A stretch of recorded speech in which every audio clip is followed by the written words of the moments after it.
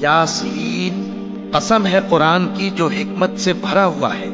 اے محمد صلی اللہ علیہ وآلہ وسلم، بے شک تم پیغمبروں میں سے ہو سیدھے رستے پر۔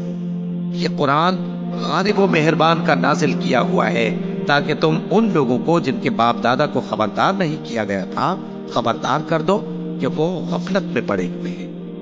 ان میں سے اکثر پر اللہ کی بات پوری ہو چکی ہے، سو وہ ایمان نہیں لائے۔